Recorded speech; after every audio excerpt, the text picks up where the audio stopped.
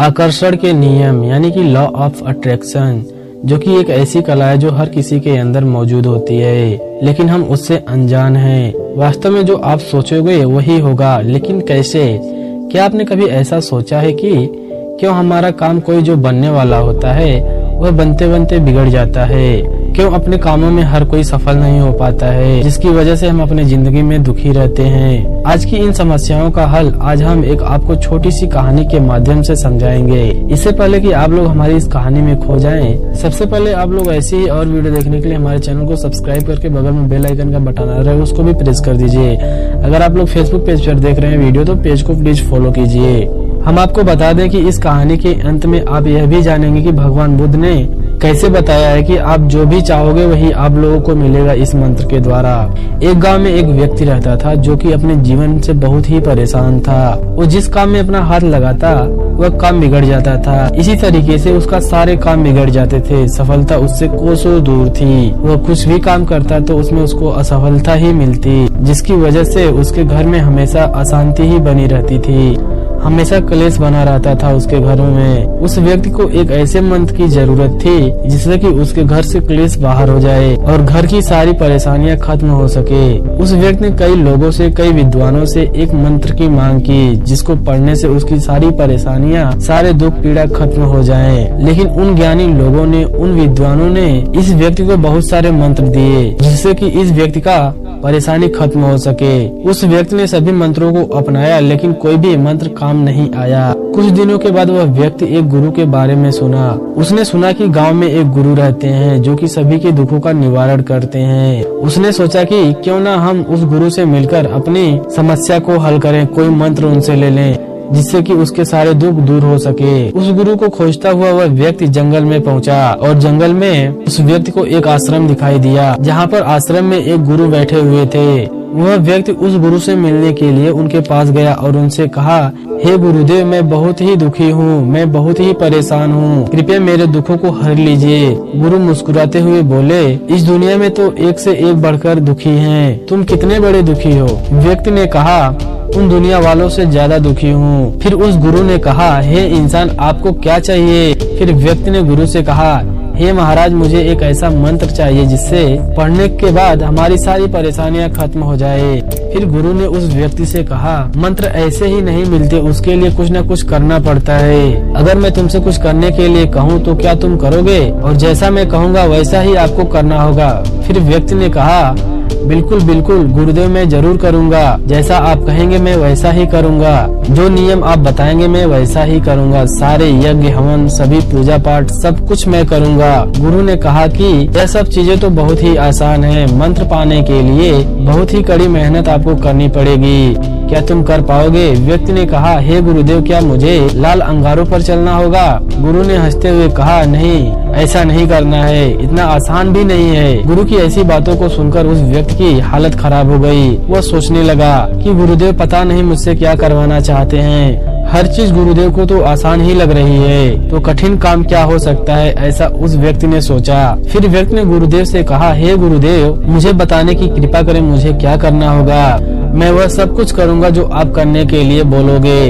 फिर गुरुदेव ने उस व्यक्ति से बोला, जैसा तुम अपने घर से मेरे यहाँ तक आए हो वैसे ही तुम अपने घर को चले जाना और अपने मन में यह कहते हुए जाना कि मैं इस दुनिया का सबसे सुखी व्यक्ति हूँ, मैं बहुत ही सुखी हूँ। ऐसा गुरुदेव की बातें सुनकर व्यक्ति बहुत ही खुश हो गया। फिर गुरुदेव से वह व्यक्ति बोला, बस गुरुदेव, इतना ही बोलना है, इसे तो मैं यूं ही कर लूँगा। फिर गुरुदेव ने उस व्यक्ति से कहा, ठहरो जरा, पहले पूरी बातों तो सुन लो। जब तुम अपने मन में इस बात को दोहरा रहे होगे तो तुम्हारे मन में बंदर की बात नहीं आनी चाहिए। अगर तुम्हारे मन में गलती से भी बंदर का ख्याल आ गया तो सब कुछ काम बिगड़ जाएगा। फिर उस व्यक्ति ने गुरुदेव से कहा, मैं यह काम बहुत ही आसानी से कर लूँगा।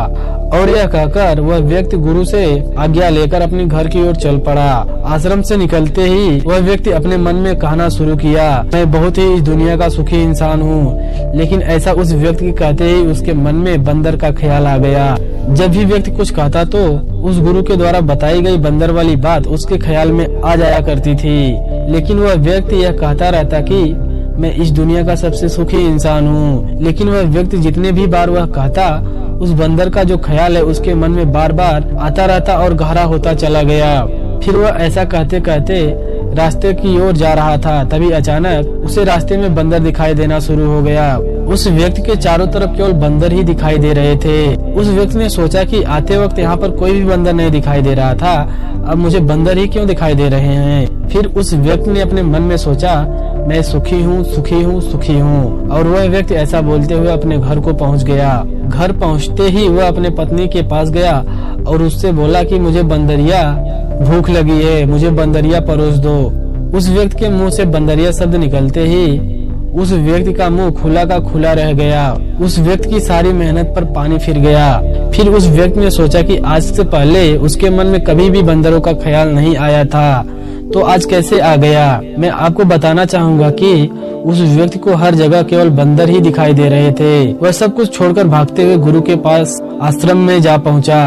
वह आश्रम में पहुंचने के बाद गुरु के चरणों में जाकर गिर पड़ा और बोला, हे गुरुदेव, मुझसे क्या हो गया, मुझे कुछ समझ में ही नहीं आ रहा है। मुझे तो केवल सिर्फ हर जगह बंदर ही बंदर दिखाई दे रहे हैं। ऐसा क्यों गुरुदेव? आपने मुझसे कहा था कि मन में बंदर का ख्याल भी नहीं आना चाहिए, लेकिन मेरी जुबान पर ही बंदर बैठ गया है। लेकिन आज से पहले मुझे कभी भी इतने बंदर नहीं दिखाई दिए। आपने जो मंत्र मुझे दिया था वह भी नष्ट हो गया, मुझे मंत्र मिला ही नहीं। फिर उस व्यक्ति की ऐसी बातें सुनकर गुरु ने कहा, हे व्यक्ति, तुम्हें मंत्र मिल चुका है, लेकिन अब तुम्हें उसे उपयोग करना सीखना होगा। फिर उस व्यक्ति ने बोला, हे गुरुदेव, जैसा आपने बोला वैसा मैंने तो नहीं कर पाया, फिर मेरे को कैसे मंत्र मिल चुका है। फिर व्यक्ति की बातें सुनकर गुरुदेव ने बोला, हे व्यक्ति, तुम सबसे पहले इस मंत्र को समझ लो। अगर तुमने इस मंत्र को समझ लिया तो अवश्य ही यह मंत्र तुम्हारे काम आएगा। फिर व्यक्ति ने कहा, हे गुरुदेव, मुझे जल्द से जल्द बताने की कृपा करें, मैं समझने के लिए तैयार हूँ। फिर गुरु ने कहा, इस मंत्र को समझने के लिए तुम्हें एक बात का ख्याल रखना होगा कि तुम्हें बंदर का ख्याल नहीं आना चाहिए। यह सुनकर व्यक्ति गुरु के चरणों में गिर गया और उस व्यक्ति ने कहा, मुझे तो आपके पीछे भी बंदर दिखाई दे रहे हैं। उस व्यक्ति की ऐसी बातें सुनकर गुरुदेव तेजी से हंस पड़े और गुरुदेव ने बोला, हमारा मन ही हमारा एक मंत्र है। हमारे साथ वही होता है जो हमारे मन के अंदर होता है और उसके गहराइयों में चल रहा होता है। जैसे कि तुम पहली बार आश्रम में आए थे तो तुम्हें वह बंदर नहीं दिखाई पड़े। अगर तुम्हें एक दो बंदर दिखाई भी पड़ा होगा तो वह तुम्हारे ध्यान में नहीं आया होगा, क्योंकि तुम्हारे मन के अंदर बंदर थे ही नहीं। लेकिन तुम जब यहाँ से अपने घर को गए तो तुम्हारे मन के गहराइयों में जो होना चाहिए था वह तो तुम्हारे जुमा पर था कि मैं कैसे सुखी हूँ, लेकिन यह बातें तुम्हारे मन की गहराइयों में नहीं था।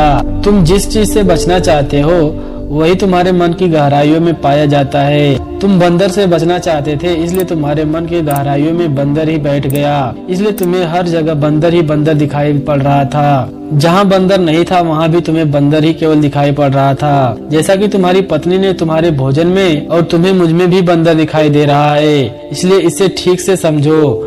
मन की गहराइयों में यदि मंत्र है कि मैं दुखी हूँ, मेरे पास कम है, तो तुम्हारे पास जितना भी क्यों ना आ जाए तुम हमेशा दुखी ही रहोगे। अगर किसी की मन की गहराइयों में यह बात बैठ जाए कि मैं सुखी हूँ, मेरे पास सब कुछ है, तो उसके पास जितना भी होगा उसे हमेशा अधिक ही लगेगा। फिर उसके पास चीजें कम क्यों ना हो, अगर उसके पास दुख भी हो गया तो वह व्यक्ति अपने सुख को निर्मित कर लेगा। जो व्यक्ति अंदर से दुखी रहता है उसके पास 36 प्रकार का व्यंजन रहते हुए भी वह दुखी ही महसूस करेगा, और ठीक उसके विपरीत जो भी भीतरी मन से सुखी रहता है उसके पास केवल 2 सूखी रोटी भी है तो उसे खाकर वह हमेशा सुखी रहेगा। इसलिए आप जो भी अपने मन में धारणा लगाओगे वैसे ही धारणा आपको मिलेगी। जिस प्रकार तुमने अपने मन में बंदर ढूंढ लिए, फिर गुरुदेव ने उस व्यक्ति से कहा, अब तुम्हें यह समझ में आ गया होगा कि तुम अब इस मंत्र को कैसे सिद्ध करोगे। फिर गुरुदेव ने उस व्यक्ति से कहा, अब तुम्हें यह समझ में आ गया होगा कि तुम अब इस मंत्र को कैसे सिद्ध करोगे। व्यक्ति ने गुरुदेव से कहा, गुरुदेव, मैं सचमुच समझ गया हूँ। हम जो हमेशा सोचते हैं वही हमारे मन में भी बैठ जाता है। मैं लगातार शब्दों का उच्चारण करते हुए केवल मुंह से ही कर रहा था, पर मेरी सोच तो केवल बंदरों पर ही चल रही थी, इसीलिए वह मुझे दिखाई दिए। इसी तरह मैं सुख चाहता हूँ, लेकिन मेरे मन के अंदर दुख ही बैठा है। जैसा कि मेरे काम सब बिगड़ने लगते हैं, क्योंकि मैं हमेशा उल्टा ही सोचता रहता हूँ और इसलिए सब मंत्र उल्टा ही हो जाता है। वास्तव में जो हमारे मन में चलता है वही सब हमारी साधना में भी चलता है। अगर कोई भी व्यक्ति सच्चे मन से साधना करता है तो उसे फल अवश्य ही मिलेगा। आप लोगों को हमारे द्वारा सुनाई गई यह कहानी कैसी लगी हमें कमेंट सेक्शन में जरूर बताइए। ऐसी ही और वीडियो देखने के लिए हमारे चैनल को सब्सक्राइब कीजिए। अगर आप हमारे वीडियो को फेसबुक पेज पर देख रहे हैं तो पेज को प्लीज फॉलो कीजिए।